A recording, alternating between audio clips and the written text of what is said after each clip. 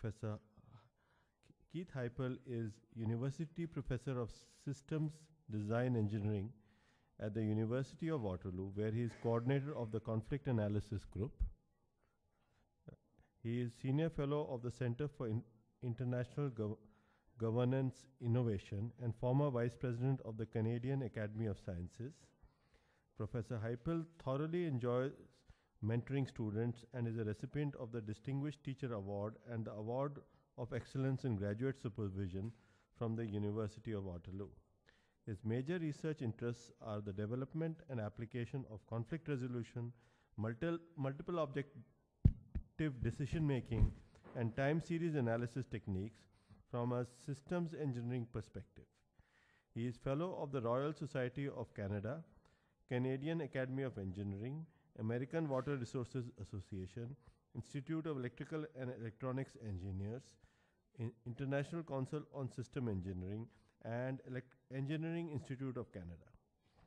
Professor Hipel is also a recipient of many other awards, including the Norbert Wiener Award and Outstanding Contribution Award from the IEEE Systems, Man and Cybernetics Society, Doctor Honoris Causa from École Centrale de Lille, W.R. Bogus Award from AWRA, and the University of Waterloo Award for Excellence in Research. Moreover, he is a professional engineer, recipient of the Engineering Medal for Research and Development from the Ontario Professional Engineers, member of the Power Grid Task Force of CAE, and an associate editor of many international journals.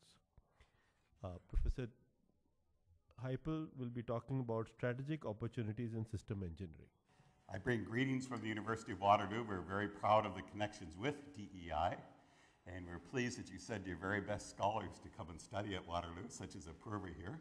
Congratulations on an excellent presentation, Apurva. And we're looking forward to more interaction in the future. So it's a real honor to be here. So this is the presentation of my talk, Strategic Opportunities in Systems Engineering. Let me start with the challenge. So if you're going to remember anything from today, here's the challenge. First of all, many complex system of systems problems urgently need to be addressed using systems science and systems engineering. There are a lot of really tough problems out there to solve. Many of these have been mentioned at the various presentations at this conference. And another challenge, so we have these tough problems to solve. Secondly, extensive research is needed to develop a comprehensive theoretical framework for system of systems science and engineering. Even though there are a lot of wonderful models that have been developed with a good mathematical basis, there still really isn't an overall, let's say, comprehensive, mathematically based approach to systems engineering. A lot of really good theoretical work to be done, and of course, this can be inspired by the many tough problems we have to solve. So in a nutshell, that's sort of the essence of my presentation today. Many tough problems for us to solve. Let's get at it because they have to be solved soon. And secondly, there's a lot of really good work that can be done in the development of systems methodology as exemplified by the papers that have been presented at this conference. What are some of these problems that we have to take a look at? Well, overpopulation, inadequate transportation, unsustainable energy practices. Mojam Shidi is actually a co-author on this. Unreliable services. Jim Tien is a world expert in that. Widespread pollution, global warming, economic disparities, infrastructure renewal and expansion, nuclear weapons proliferation. The list goes on and on. There are these sort of global, large-scale problems, but there are also problems that exist at other scales too that are also very important. And of course, as we know, these problems are highly interconnected.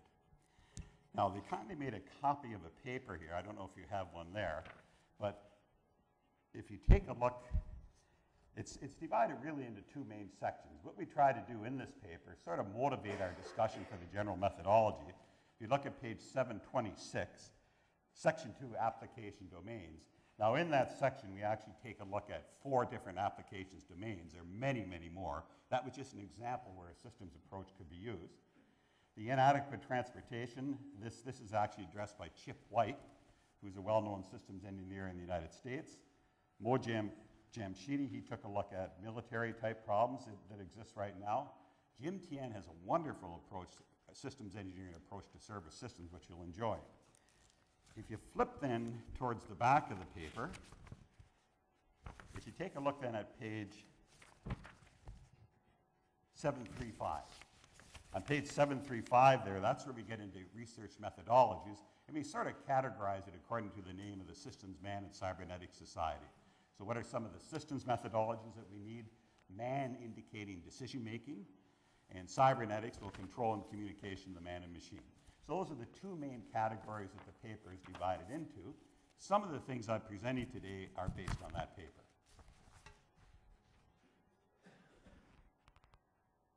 So we have these tough problems. We need better methodologies for tackling them. Let me mention sort of an overview of what can we actually do in terms of governance. And here's what we think. First of all, in terms of a philosophical basis, these problems are so tough and interconnected. I think a good overall philosophy is a system of systems perspective of looking at these problems. They're highly interconnected. You know, global warming affects agriculture, which affects industry, which affects poverty, and you know, it's the dog chasing its tail. Everything is highly interconnected. So we do need that system of systems approach, and integrative means we do have to look at those connections. Another thing is adaptive. We have to be adaptive because we're not completely sure what's going to happen next. We have what are called emergent properties, as you know. Surprises jump out of the box. For example, the ozone hole was not expected over Antarctica many years ago, and luckily some scientists discovered that hole. There are lots of problems because of our overcrowded systems on this planet that are going to jump out, and we're going to have to be adaptive so we can respond to these in more or less a proactive way. Participatory reflects the value systems of the different stakeholders. I think the days where we put together these systems that it really only represents one group really are over, because I think people are getting smarter. They realize that we have to be fair. Also, people have very good ideas. So the World Trade Organization rules, for example, it's clearly unidimensional. Profit maximization for the big corporations. Absolutely zero in there about social values, zero in there about environmental problems. That's the way the system was designed. So we're going to have to design it to reflect the stakeholders who are involved with these systems. And finally, we want to achieve desirable systems goals such as resiliency, sustainability, and fairness. That's the advantage of having sort of a systems of systems philosophy. These nice values are almost intrinsically reflected in these systems. Do we want to have a society that's based on some, economic ideas, such as what happens with the market, and we try to worship the market as if it's a value to follow? I think we want to take a look at this from a systems point of view and make it such that it reflects these very important values for society. So in a summary, that's sort of the responsible governance that we're thinking of overall to tackle a lot of these global problems. It's going to be tough, but there's going to have to be a radical change in the way we do business. We have no other choice, because of the fact that we're pressing so hard, especially on our physical systems support. And as you're all aware of global warming and a lot of the problems that are occurring right now. So that's a summary then of how we could respond, and all of this, I think, requires people like you who are in this room right now who have that systems philosophy for solving problems. Here then is our team. This one is taken in Taipei. Let's see here. Yeah, here's Jim Tien. He was almost president of IEEE, just missed out, but he's done excellent work in service systems more recently. Mo Jamshidi, who's been here, he's done a lot of real work and good work in establishing a systems engineering approach. Right here, he's an American who looks at transportation problems. Professor T.T. Lee, he was president of the University in Taipei, and this is another colleague. So we had a meeting, and this was 2007, I guess, in Taipei. We had about 300 people who came to our presentation. We were trying to elicit ideas. What do you think a lot of the key problems are? And we discussed it with our colleagues, both at these panel sessions. We had one in Taipei and then later in Montreal, to try to give us ideas. How can we put together a document which then resulted in this paper for which you have a copy? So this is the contents of the presentation. The first question that arises, what do we mean by systems engineering? Well, the way to perhaps look at that problem is to ask the experts. So I did a survey a few years ago, and I'll give some of the definitions on the overhead here. I won't give all of them, and you're welcome to have a copy of these overheads afterwards. Then we'll take a look at a few other issues as given in the outline there. And I'll try to point out some strategic opportunities, maybe perhaps looking at some examples. So, systems engineering. Well, one of the most famous people alive today is Professor Andrew P. Sage. Here was his definition when he responded to me. Holistic approach in problem solving that relates interacting components to one another. Notice the word interacting there. He also gave a more complex definition here. I'm not going to read that, but let me just point out a couple of components in his definition. Notice stakeholders, extremely important. We have to look at stakeholders to reflect their value systems in whatever we do. Let me just see here. Just take a look at the bottom here. Lifetime of trustworthy service. This whole idea of lifetime, life cycle is important. And he stresses the idea of stakeholders. Let's take a look at Jakob Haynes. He's now at the University of Virginia. By the way, if you're working in risk analysis, he's written an outstanding book in this area. He looks at risk analysis from a multiple objective decision-making point of view. A very, very, very excellent book. Let's just take a look at some of the things that he mentions here. Well, he mentions the idea of holism in his definition. Notice he has the word decision-making. That's what engineering is all about. Design is creative problem solving or informed decision making. So very important. Here's Pierre Bourne from France. Notice he mentions a global approach. Here's Terry Bahill from the University of Arizona, who's written a number of very nice books on systems engineering. Notice the word interdisciplinary approach. Life cycle here. Sometimes you think of these definitions in terms of, let's say, commercial types or industrial applications, but also they look at the general picture of our global systems. Jim Tien, notice here, life cycle, multidiscipline, cybernetics perspective. I think I'm going to flip ahead here. So I go through another 5 or 6 slides from sort of the experts. I had the luxury of course, seeing all these and then putting together a general definition. So here's a definition that I put together. An integrative and multidisciplinary approach to creative problem which takes into account stakeholders' value systems and satisfies important societal, environmental, economic, and other criteria in order to enhance the decision-making process when designing, implementing, operating, and maintaining a system of systems to meet societal needs in a fair, ethical, and sustainable manner throughout the system's life cycle. So sort of brought a lot of those ideas together. In system design and engineering at Waterloo, we do have the word design in the department. The reason for that, once again, is that's the heart of engineering, creative problem solving, informed decision making. So systems engineering, if you take a look at what it does, here are some of the things that it does. The other definitions were really sort of the old elephant problem, people looking at the elephant from different directions, but notice those definitions had a lot in common.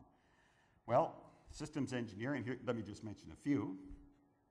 We recognize that we require both quantitative and qualitative methods, both of which might be totally defined mathematical. Here we tend to use discrete math, set theory and logic. Strategic and tactical levels of decision making, integration. We must look at the entire system, holistic, unstructured and complex problems, single and multiple decision makers. By the way, there's a very excellent book that Andy Sage and Bill Roos edited. It's called The Handbook of Systems Engineering and Management. They just came out with their 2nd edition in 2009. I highly recommend this book if you'd sort of like an overview of a lot of different parts of systems engineering. And also the one by Mo Jamshidi that he edited on System of Systems, which came out, I believe, also in 2009. So we have a lot of different definitions. Okay, it ranges from being quite general to more specific, philosophical to task-driven. In many ways, these definitions are complementary, and as I mentioned, it's looking at the elephant from different perspectives. Okay, so that's the first part. I just wanted to try to figure out as a first step, well, what is a really good definition of systems engineering? We sort of tried to put something together there. I think people do have different perspectives the way to design it, but there's certainly this whole approach of looking at problems from a holistic point of view.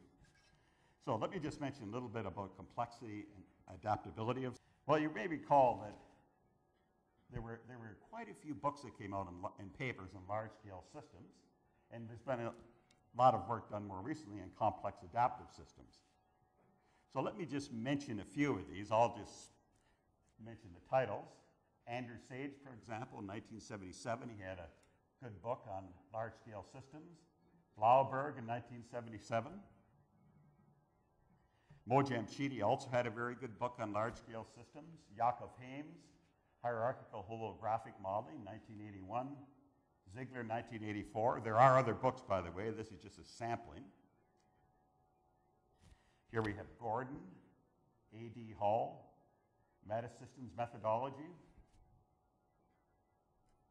Warfield, who unfortunately died about 2 years ago, Social Systems, Planning and Complexity. Andrew P. Sage, he had a book on systems engineering in 1992.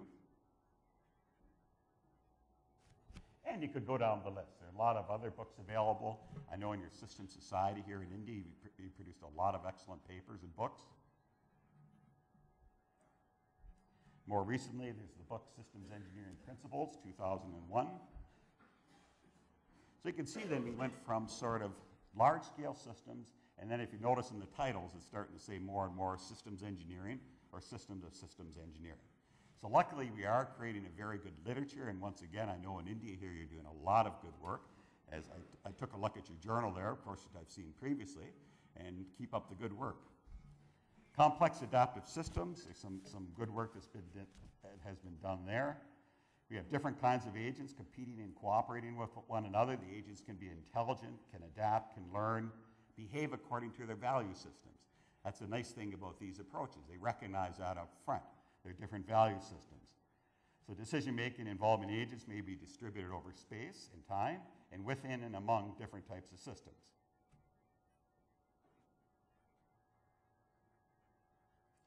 So this is, I guess, a more recent concept, system of systems. I think this provides a solid paradigm in which to build methodologies and techniques in systems management and cybernetics. There are alternative labels for this. Sometimes we refer to them as federation of systems or systems family. Here's an example if we drew a graph of, let's say, a system of systems. I hope you can see it there. Here then we have our environmental system of systems. And within that, we have our societal system of systems. And over here, our natural system of systems. So notice here, let's say within the societal systems, we have our energy production systems, industry, agriculture, services and infrastructure. Notice the connections here, they're all highly interconnected with one another. And it indicates here that, of course, there are a lot more than what I've listed right here. Over here, then, let's say under a natural system of systems, you have the atmosphere, the biosphere, the hydrosphere, the lithosphere. These are all highly interconnected. Now, what happens, of course, with our societal system of systems, we take resources from the natural systems. Unfortunately, there are byproducts that we dump back into the natural systems. And of course, as we know right now from heavy industrialization in many parts of the world and very high populations, we're overburdening this natural system here with our byproducts and, of course, extracting too many resources. Down here, then, we have these squiggly arrows, societal induced effects. What we're doing today is having adverse effects on our own systems that we design. We have this feedback coming back, which has very bad effects. And also, for the first time, let's say in human history, we're having very significant effects upon the natural environment. So we really have to start thinking more and more as the natural environment being a key player in all of this. We have to take into account, let's say, the values of the natural environment. So that's just an example of a simple diagram of a system of systems. Of course, if you have this overall perspective, you can put the problem into perspective much more readily, and you can explain and discuss it with others as you try to come up with solutions of various problems. I think I'll skip this next slide here. So what are some of the characteristics of system of systems? Operational independence of each individual systems, managerial independence, often geographical distribution of individual systems. It's often large. This whole idea of emergent behavior. We're not sure what could jump out of the box next, so we have to be ready. Since we're tampering with the system in so many different ways, what will be the emergent behaviors, evolutionary development, self-organization, adaptation. There are a number of papers that are referenced here and also given in that paper of people who gave these underlying definitions. And of course, the most recent single volume on this is the book edited by Mo Jamshidi. So once again, let me just put this slide up that I showed earlier on. To have responsible governance, I think we do have to look at the system-to-system perspective. We can no longer think in silos. We have to be integrated because they're interconnected. We have to be able to adapt. We need an adaptive approach to looking at problems.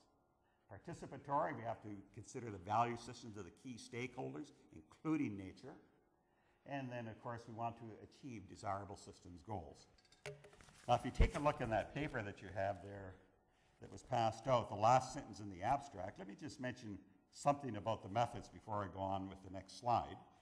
So what we say there, the methods must be refined and expanded to meet the changing needs of the 21st century, from a system to a systems vision, from a disciplinary to a multidisciplinary outlook, from a mass production to a mass customization focus, from a steady state to a real-time perspective, and from an optimal into an adaptive approach. And what was interesting at this conference here is how does the ideas from quantum theory fit into all this? Well, in many, many different ways. For example, we're going to have a lot of measurement systems to check what's happening, let's say in the economy, the environment, or elsewhere. There's going to be a lot of data collected. You can imagine that we'll have the need for these quantum computers that are coming out so we can process these decisions, and we may be forced to make decisions in real time because of the fact that we're having such an effect on the systems around us. I was impressed by this whole idea of how can we relate the way we think right back to the physical aspects of our brain, and I really enjoyed the presentation by Professor Hammeroff and others. Is there a way then we can improve our decision-making models by looking at the connections with the way our brain actually thinks? I could see some good improvements there on the types of systems decision models that we develop. And the list can go on and on. There'll be a lot of technology that's developed that we need for our various activities as we live responsibly within these system of systems. So there's been a lot of key system of systems methodologies. I just put a few up here. I think there is a need for an overall encompassing approach, let's say, that goes beyond than just general descriptions to bring everything together. Okay, as mentioned at the bottom of this slide. There are related disciplines to systems engineering, operations research, automatic control, industrial engineering, you can go on and on. Sometimes they think we have an identity crisis because we don't connect up specifically with an application area like some of these others do. We're sort of taking a look at systems problems in general.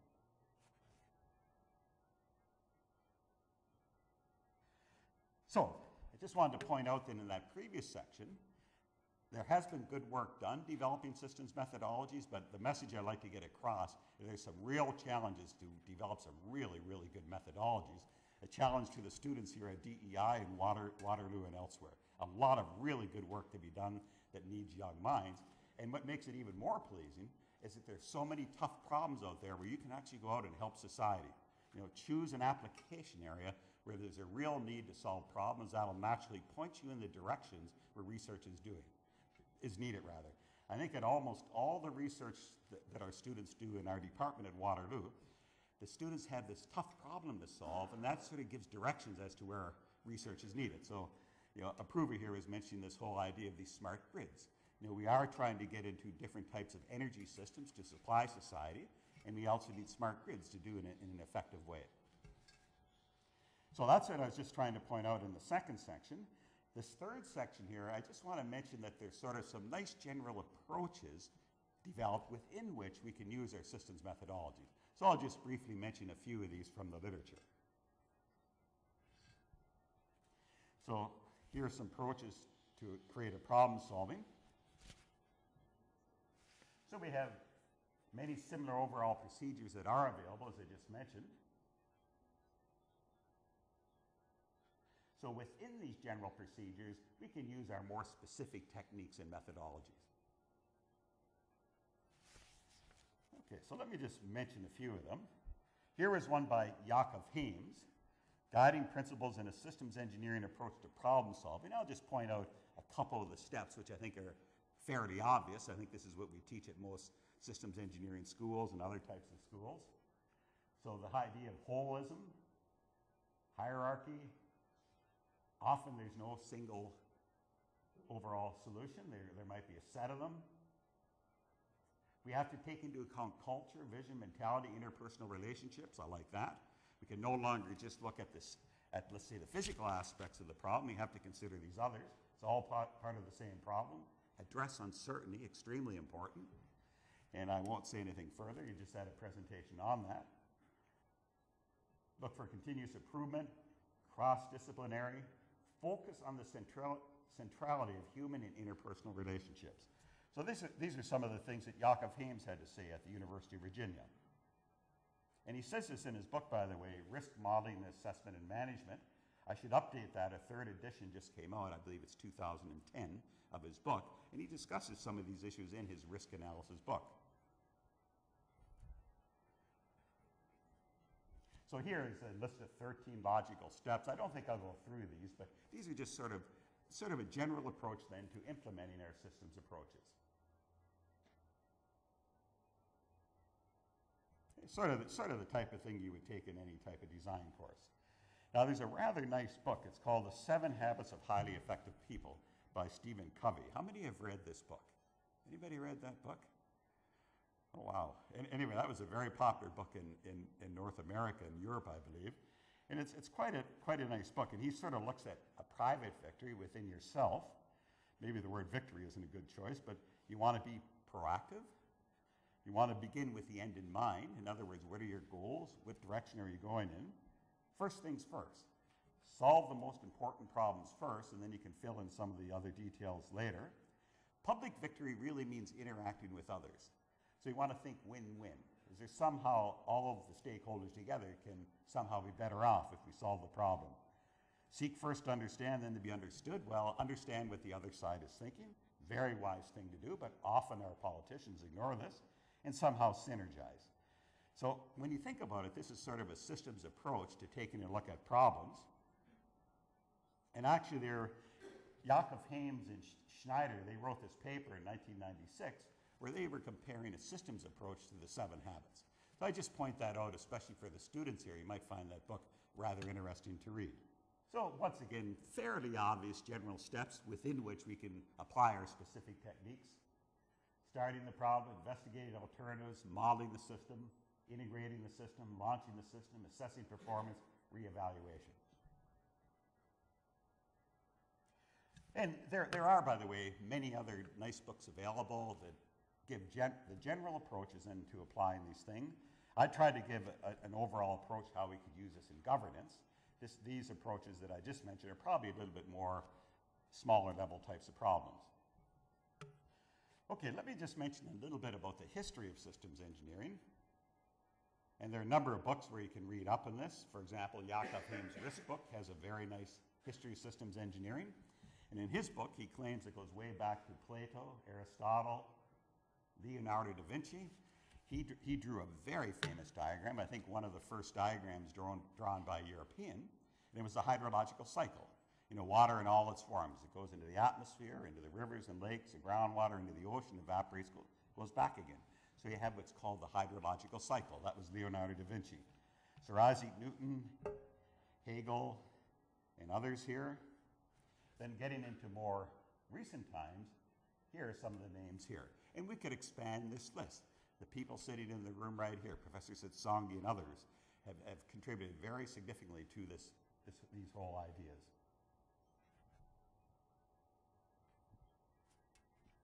So it does go back a long way. People, I think, for some reason, naturally, I think we think in a systems approach. But what's changed today is more than ever, we really need this in order to properly run a society that's fair and just. Norbert Wiener, one of my favorites, a mathematician, engineer, and social philosopher, he actually coined the word cybernetics. It comes from the Greek word for steersman on a ship. And he wrote this landmark book on cybernetics, which is published at MIT in 1948. In 1961 is the second edition. So cybernetics, as I think everybody in this room knows, is control and communication in humans, nature, and machines. Cybernetic systems are a special case of systems displaying self-regulation, and cybernetics and control theory. I think you can think of both of these as being part of systems engineering. It was part of the development of this field. So today's cybernetics is an interdisciplinary approach to organization, irrespective of a system's material realization. It goes beyond than just looking at physical systems. Risk modeling, assessment, and management. In the classical way, risk is defined as a measure of probability and severity of adverse effects.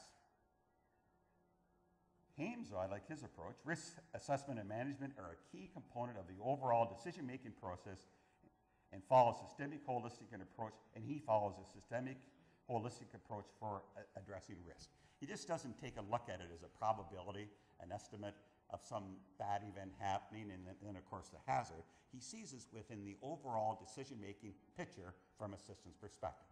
So it's just one of the things that we can consider when we take a systems approach. Some key methodologies used in systems engineering, of course, set theory, logic, graph theory. I'm not speaking about this today, but we've done some development in conflict resolution where a graph theory is the basis of this methodology. And I noticed that a lot of people here were looking at graph theory systems and quantum theory. It's just sort of a natural type of mathematics that's useful in systems. We have to look at multiple participants, multiple objectives, optimization, some new approaches mentioned this morning, uncertainty, and other areas of discrete mathematics. International societies, I list a few of them here, but in North America we have the IEEE Systems Man and Cybernetics Society. I guess that's around the world. There's one in Taiwan, International Council on Systems Engineering, Society for General Systems Research, the various societies here in India. Okay, so that was just a little bit about the history. In a sense, systems engineering has a rich history. People claim it goes back for thousands of years. I know in Eastern philosophy, and I hate to even try to state anything about this, but I think this is sort of an approach that is quite natural within the culture of the eastern part of the world. So what are some of the strategic opportunities? Well, let me just mention a few of them that the people who I surveyed came up with, and then we'll take a look at a couple of specific systems problems. Now, when I surveyed these various people for a definition, I also asked them, well, what do you think are some of the key opportunities? In other words, tough problems to be solved. And let's just look at a few of those. So here's Andrew P. Sage. Let's just take a look at what he had to say. So he liked this idea of taking a systems approach to look at problems. Transdisciplinary nature of systems engineering. And we need professionals from a variety of areas to take a look at these problems. Those are some thoughts from Andrew Sage. Here is Jakob Hames. He saw a lot of potential in software engineering. Globalization, he thought, was an important problem. Risk of extreme and catastrophic events. Well, we see this happening in nature because of the way we're perturbing the system, and we get these reactions back because of that. And we see what's actually happening in our economic system, the collapse of 2008. So these extreme events appear to be increasing. We need a systems methodology for handling this, so we can make better decisions. Let's see, I think I'll skip this one here. This repeats what I just mentioned, the emergence of globalization, the flattening of our world, and there's going to be more competition than ever. Let's take a look at a few more ideas. Let me skip that one. Pierre Bourne. The integrated conception of a product, system, or service, and its system of production and realization. Innovation and optimization, once again. Optimization of industrial systems, the logistic and supply chain. I think this is an important right here, logistic and supply chains, because the economies have been integrated around the globe. Of course, supply chain management, logistics, a very important topic. It requires really a systems philosophy to take a look at it. And as I mentioned, Jim Tien has written a number of excellent papers on this topic. Okay. Here, Jim Tien, then let me just mention his slides here yet. Service systems engineering, especially in regards to emerging electronic services, decision informatics, simultaneous management of supply and demand chains of goods and services, especially in real time, leading to mass customization. Okay, so in other words, if you walk into a shoe store, they'll have some sort of laser device that measures your foot, and they'll make the shoe right while you wait, let's say for 10 or 15 minutes, and you end up with a perfect fit. So more and more people are demanding that they have products that actually meet their specific needs. So I think this customization is a very important idea. Now, it goes on there, and you can get a copy of these slides later, but let's take a look at a couple of systems problems that now exist in the world. So I put together a number of slides here dealing with some tough systems problems, just sort of an overview of what's happening. And here's the list right here. Let's start out here with Singapore. This is a good news story. Singapore was the first country in the world. Now somebody will say it's more like a city-state, but in fact it is quite a powerful nation that was designed entirely on systems principles, right from the start. So people often ask, well, has this ever been used? Yes, here's where it was used to design a whole society. Now these slides I'm using with the permission of this gentleman right here, Professor Liu Pao Chung. He was a member of the group of people who helped found the nation of Singapore, and he's at the University of Singapore. So this is what he had to say. He gave a keynote address in Singapore at our IEEE Systems Man and Cybernetics meeting. Okay, well, first of all, he sees the big picture. Singapore, by the way, is almost nothing. It's a flat island. I forget how many square kilometers, maybe 300. It has no resources, has very little water because the land area is so small. In other words, the only thing that it had was people who could think. So when the British left, when it became independent about 40 years ago, here was a nation with almost nothing. It was, of course, strategic. It was partially developed as a very good port, but it was basically starting out close to the bottom. So what did they do right from the start? Okay, well, they had different things: economic development, national security. Here we have good government. They're interested in stability.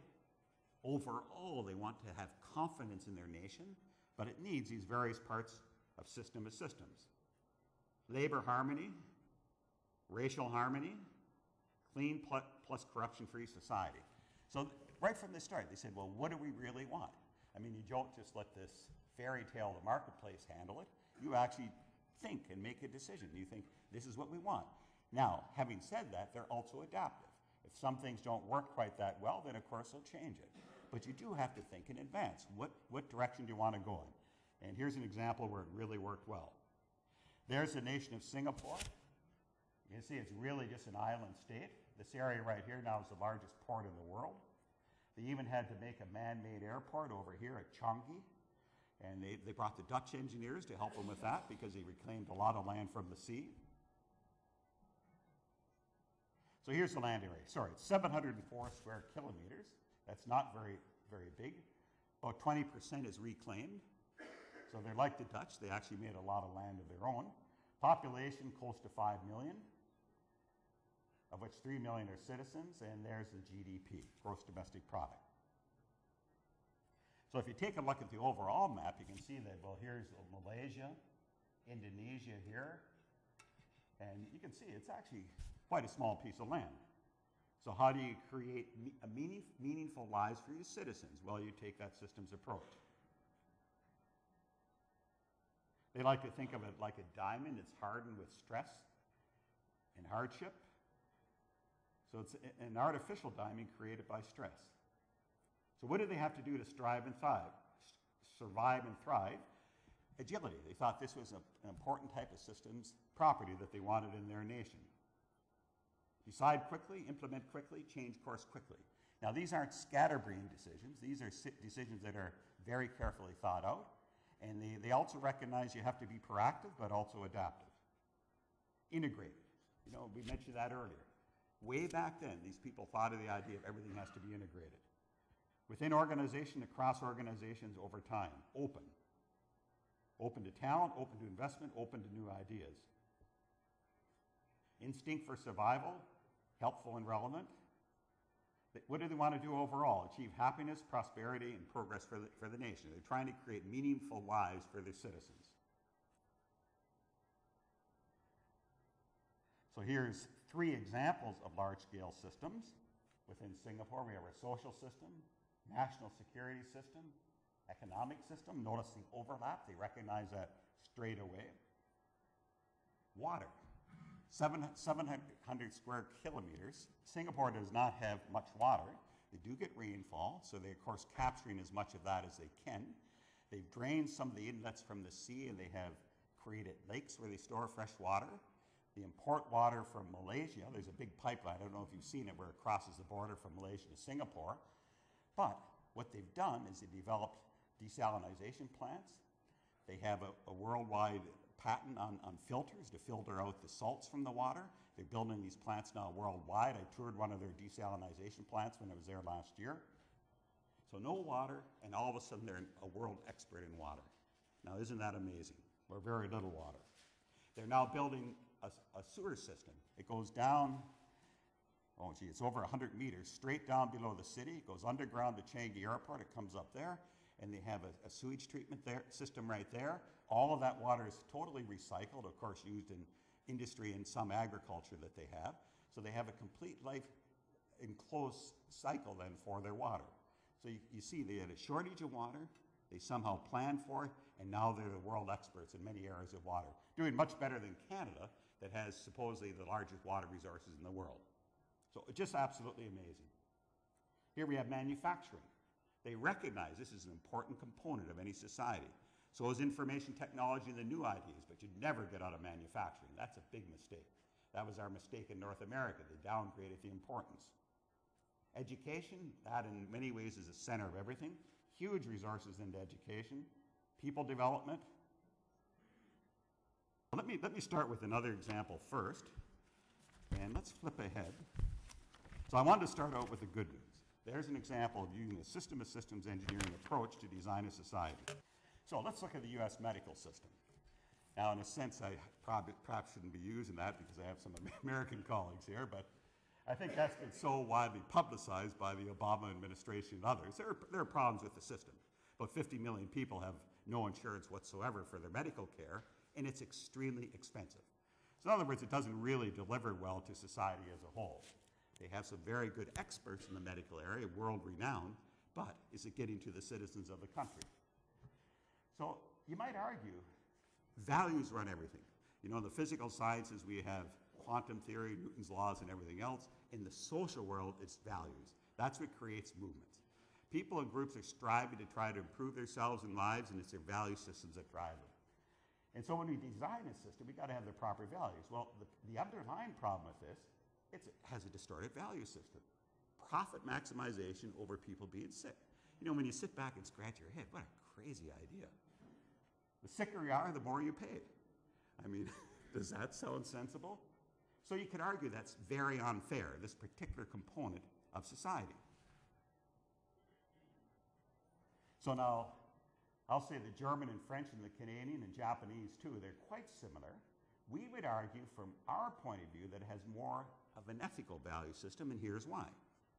It has universal coverage. Right away they say up front, this is for all the citizens of the country. You don't get medical care because you make 5 times as much money as I do.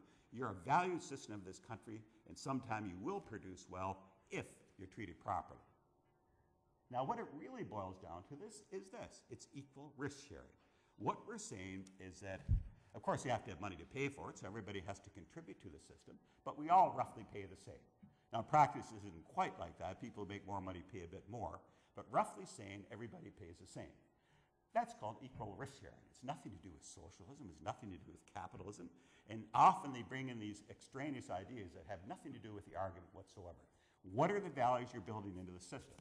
So I would say that the German, I should have put Japanese here too, French and Canadian, they have this whole idea of equal risk sharing. So everybody pays the same. And we think it makes a more robust society. In the United States, for most of the roads, you know, everybody pays taxes, it pays for the roads. It's a common resource. Well, you can have a similar idea for your medical system. So let me just skip this slide right here. This one here, as you can see, the United States has by far the most expensive system in the world. Just take a look at it right here as a percentage of GDP, and yet there are 50 million or so who aren't covered by insurance. So what are the insights here? An equal risk-sharing university coverage medical system can be designed as a public system, It can be designed as a 100% private system or a mixed system. In Canada, it's more of a private system, but what happens is the government collects the money rather than having all these small insurance companies do it. The government collects it, and then the individual physicians get paid directly by the government. And after it was brought into effect, they loved it. The physicians got rid of the insurance companies, they got rid of the lawyers, and gee, they could really concentrate on their work and serving their patients. So Canada is closer to the private, but there's a little bit of public part in there because they collect the money. So you could design a system that's equal risk sharing, and it doesn't matter what type of economic system you use, you make sure that the system's goals are met. If they aren't, you shape up the system. Bring in more regulations if it's a private system, but you make sure that the overall goals are met. Okay, so once again, equal risk sharing and universal coverage. So that's an example where I think if you get the values right, you'll design a better system. So decide upon the underlying values. What do you really want? Design a system that works in practice according to the culture, tradition, and other factors. Compare the various implementation designs according to criteria that reflect the underlying values. And you can improve the system according to performance criteria. You know, the systems approach, we believe in being adaptive. So let's say you honestly try to design a really good medical system, but it, for some reason, doesn't work. Well, then you're adaptive. You correct it to try to make sure it goes towards the system goals. So that's an example right there. Well, let's maybe look at the financial system, the collapse of 2008. So our financial system in North America, Canadians are part of this too. Luckily, we're quite as bad as what happened in the United States, but we need a lot of improvements. So in a sense, the value system is in reverse. Society serves the system. You ever heard anything so ridiculous that you have to do these things so that the market can thrive and prosper? Well, I think it should be exactly the reverse. But yet we believe that nonsense, and we hear it said again and again. So the financial system should most certainly serve society. And it's unethical and unfair to individual citizens. The middle class in North America is being badly mauled by the system that we have in place. So what happened in the financial system, whether there were removal of regulations protecting society. So what we ended up, there's a very famous expression that we have in English, you had the fox guarding the chicken coop. Well, what does a fox do when the chickens are around? It eats all the chickens. And that's sort of what happened. The greed of the system just sort of gobbled itself up. So the system then collapsed from greed and indigestion. From a systems point of view, what you really did is you removed robustness from the systems. You needed those regulations in place to make sure then that the financial system was serving the citizens of the United States and citizens of the world, because a lot of these banks are international. So you got to get the values right. Let's take a look at a little bit more detail here. So recall that they had these subprime mortgages. This is, and we have an expert here who knows much more than me, Carl. I see him smiling. This is the situation where, let's say, the people who work for these companies, they want to get a lot of business. So Joe Blow is walking down the street. He has 25 cents in his pocket, and he says, well, you have enough money to have a huge mortgage. We won't charge you any rent interest right now, or almost none. And then by subprime, it means that the interest rate is below the prime level. But then after 5 years, lo and behold, the interest rates are jacked up very high because they have to make up for the interest they lost, and plus the big principal that you borrowed from them. So this is what was called subprime mortgages. They wanted to look good in the short term to make a lot of money for themselves, these sellers and these corporations, but this created big problems for society. Now it ended up that these subprime mortgages were traded globally. They actually put them together as packages that you know, people could buy, and they were buried in these packages. Some people didn't even realize they were there. So here's another problem. Mortgage lenders disconnected from mortgage buyers. I'm sure while you're a student approver, if you loaned $1,000 to somebody because they were in dire need, but you knew they could pay you back, well, you'd probably start worrying if you didn't hear from them for a few years, right? Well, here's a situation where the lender is disconnected from the person who he loaned the money to. So what we really ended up with, if you think of it from a systems point of view, we had unbounded uncertainty. So here are these bombs that they're sending around with all this uncertainty inside of them because of the subprime mortgages. And then when this whole rotten thing came down, of course, people were caught, got to watch the expressions they use, with their clothes off around the world. I mean, there it was. It was totally exposed. But it's almost laughable and obvious when you think about it from the start. And I'm sure you could sort of sit back and take a look at some of the things that we're doing in society which are clearly wrong, such as the way they're handling, let's say, the Kyoto Protocol and negotiating for getting down the carbon levels. I mean, there's a lot of game playing going on here. And it shouldn't. They should be out there to really solve the problems, not just to try to take it, have a tragedy of the commons where each individual country is grabbing resources for themselves. Okay, so from a systems point of view, quite often, you know, you can take a look, and this is pretty obvious that this system. So we have then the market collapse of 2008, a direct result of shoddy regulations, but it's an opportunity for infrastructure renewal and expansion. So hopefully, in North America, maybe we can take advantage of this and really do something worthwhile. There's a slide with the aging architect, the aging infrastructure. You know, when we have these tough problems, let's say like global warming, which is a very serious problem. We know that things are going very badly. There's direct evidence that's indisputable, such as the melting of the ice cover in the Arctic, the rising sea levels. There's some areas where there's a lot of uncertainty involved, but certainly we're going in the wrong direction. The train left the station, all the scientists who work in this area agree to that, the ones who are credible. And so we have some very, very tough problems. Now, how do you solve this? Well, one thing that the people who caused the problem came up with, they said, well, let's have the cap and trade. So here we have the Fox now presenting a system that didn't work when they were applying it to their own system, to the financial area. You know, this whole idea of trading on the stock market.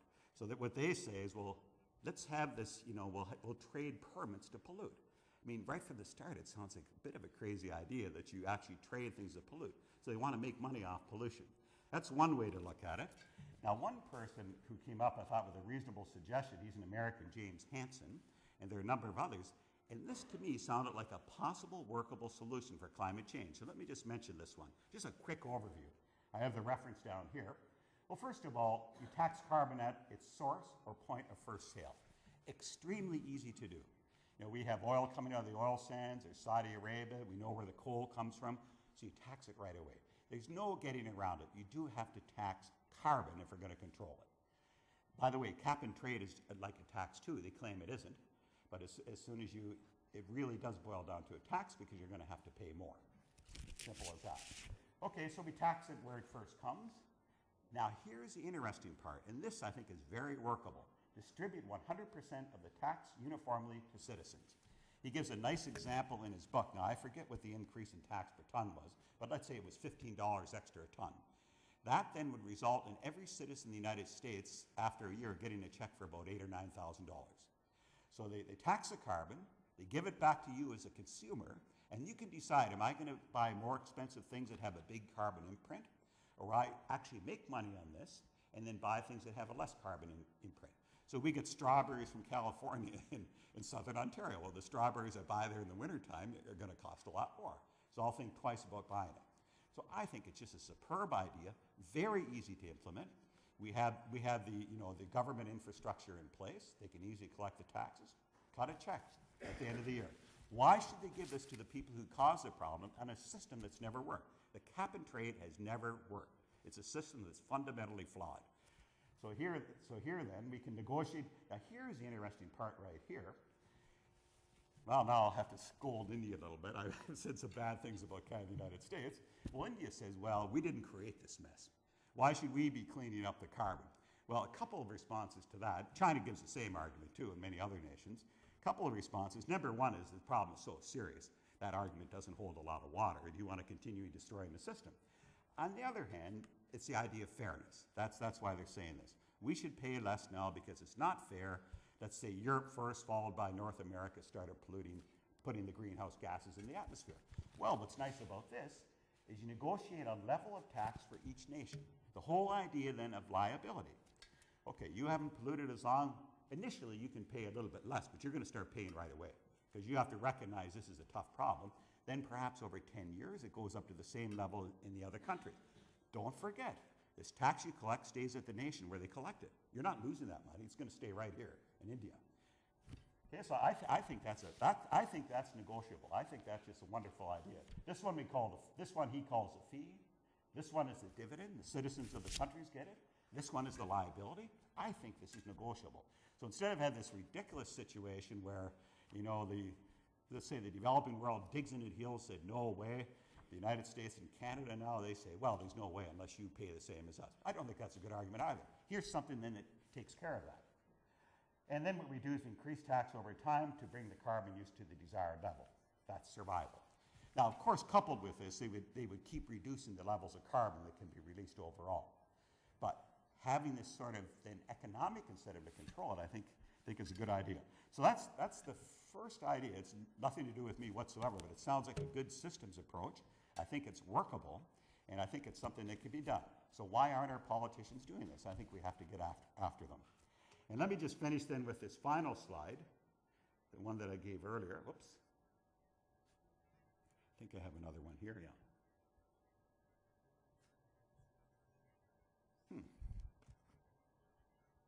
Let me just flip back here. Yeah, this one right here then. So just sort of in summary then to close off, the message I was trying to get across is there are a lot of really tough problems out there that let's say our young people here could solve. Well, us older ones will continue to be interested too, but I think for the young people of the world, there are a lot of really, really good problems to solve. And a number of them were mentioned in the presentations that the students made. Coupled with that, there's a real need for methodology. So if you're looking at, let's say, quantum approaches from a systems approach, which everybody did right here, there's a lot of really good methodology to be developed there. And in general, there's a scarcity of methodology in the systems area. But we do understand the importance philosophically of that systems approach. Now, what I was referring to right here, then this reflects some of the research we've been doing more recently. If we're taking a look at governance as a whole, how can we carry it out so we can actually implement this? And just to repeat this slide, the last one, first of all, a system of systems perspective, I think that's a very, very good philosophy. Integrative, everything is interconnected. Global warming affects agriculture, affects industry, and blah, blah, blah. Then what we're really doing is we're achieving systems goals such as resiliency, sustainability, and fairness. You know, once again, here's sort of where values come in. We're heading towards these values, and they can be nicely encapsulated within this sort of systems of systems approach to problem solving. So I think then I'll stop right there. We have learned considering a system as consisting of subsystems. System consisting of subsystems. Yes. Right? Possibly the very idea of consideration of subsystems making the whole system may not have proved worthwhile. That is why another term coming system of systems things. Is it that? Yeah. What was the problem with? But by having that philosophy, they think that if we look at it more from a systems point of view, we know that from a practical point of view, quite often we have these separate systems. They operate independently, then they might cooperate for a while, and then they go independently. Yeah. So if you recognize that, perhaps in the development of the methodology, you'll have mathematical structure within that to reflect that could occur. Whereas with the subcomponent approach, you know, the component is sort of always a subset of the overall systems. It doesn't have that opportunity for independence as much. A system consisting of only components is understandable. They compose the system. Whereas a system consisting of subsystems may have had problems because of which this appeared. Like, take for example, Europe. All countries existing independently, right. And finally they all coming together and forming a European Union. Right. A loose federal structure sort of thing. Right. So if you do not have any integrative structure, if you do not impose any order that the European Union brings in, then what happens that individual countries may survive in the problems. But if you have an imposed order, then all may fail simultaneously one by one. A cascading effect may occur, something that is happening today in Europe. Right, right. So what I'm trying to understand, and possibly the comment query what I have is that analyzing a system as consisting of multiple systems is good. Right. But designing a system by considering many systems may lead to various types of failures that may have cascading effects. Yeah.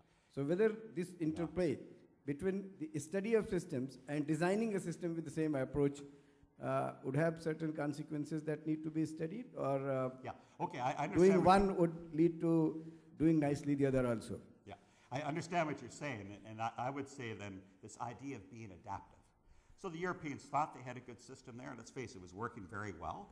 And I think it's still working well in many ways, but now they're being adaptive. Now they're really thinking, now do we also have to have fiscal policy within this agreement? You know, and go beyond that and have some really closer connections without, say, how should I say, not harming, but lessening the culture of the individual nations. So I think the idea of adaptation probably comes into this. Because in advance, we try to do the best we can with all the information that we have, but like engineering decision making, high uncertainty, lack of a lot of information, lack of things happening similar in the past. So I would say be adaptive. Correct the system, so then it works towards the goals that you're aiming for. And I think the goals in Europe are for the countries to be able to benefit economically together and reach more prosperity.